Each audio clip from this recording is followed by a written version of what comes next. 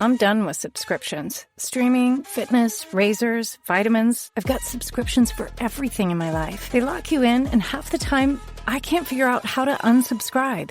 That's why I'm so excited about the new Blue Apron. Now you can get delicious meals delivered with no subscription needed, including new pre-made options. Keep the flavor, ditch the subscription. Get 20% off your first two orders with code APRON20. Terms and conditions apply. Visit blueapron.com/terms for more. Bonjour, ici Patrick Pierrat, éditeur d'InfoBref.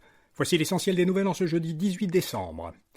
Pablo Rodriguez va démissionner du poste de chef de Parti libéral du Québec, poste qu'il occupait depuis seulement 6 mois. Plusieurs médias ont rapporté qu'il avait annoncé hier au caucus libéral son intention de démissionner, à la suite de plusieurs révélations gênantes sur sa campagne à la chefferie et de l'ouverture d'une enquête de l'unité permanente anticorruption. L'annonce officielle devrait avoir lieu ce matin. Les candidats que Rodriguez avait battus dans la course à la chefferie cette année étaient Marc Bélanger, Carl Blackburn, Charles Milliard et Mario Roy. On peut supposer qu'au moins certains d'entre eux seront pressentis pour prendre rapidement la relève de Pablo Rodriguez avant les élections générales de l'an prochain. De son côté, Marois Risky ne sera pas candidate à la chefferie du PLQ. Elle a réaffirmé hier qu'elle allait quitter la vie politique l'an prochain. Des patients en attente d'une chirurgie pourront se faire opérer sans frais au privé. Des projets pilotes vont être déployés en clinique privée pour certaines chirurgies plastiques et orthopédiques médicalement requises. Le gouvernement du Québec prévoit qu'à compter du printemps prochain, des premiers patients pourront se faire opérer dans le cadre de ces projets pilotes, et cela sans qu'ils aient à payer des frais. À terme, tous les Québécois en attente d'une chirurgie depuis plus d'1 an pourraient bénéficier de ce type de service, c'est du moins ce qu'espère le gouvernement. Québec tente depuis plusieurs années de réduire les listes d'attente en chirurgie. Environ 5500 personnes sont actuellement en attente d'une chirurgie depuis plus d'1 an, selon le ministère de la Santé.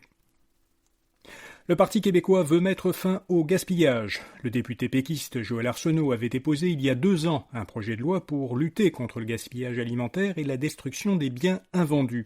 Ce projet de loi n'a jamais été mis à l'ordre du jour par le gouvernement. Québec a par ailleurs bloqué la semaine dernière une motion déposée par Arsenault visant à interdire la destruction de biens qui peuvent être encore consommés. Le Parti québécois demande au gouvernement d'utiliser ses pouvoirs réglementaires pour mettre fin au gaspillage. Il soutient que c'est ce que ferait un gouvernement péquiste. La population canadienne a diminué. Au 1er octobre, environ 41,5 millions de personnes vivaient au Canada. Et selon des estimations de Statistique Canada, entre juillet et octobre, la population aurait diminué d'environ 76 000 personnes. Pour comparaison, durant la même période l'an dernier, la population avait plutôt augmenté d'environ 230 000 personnes. Statistique Canada explique la baisse démographique par une diminution du nombre de résidents non permanents, surtout des étudiants étrangers. Si on accepte la période de la pandémie, la population du Canada n'avait pas diminué autant depuis 1946.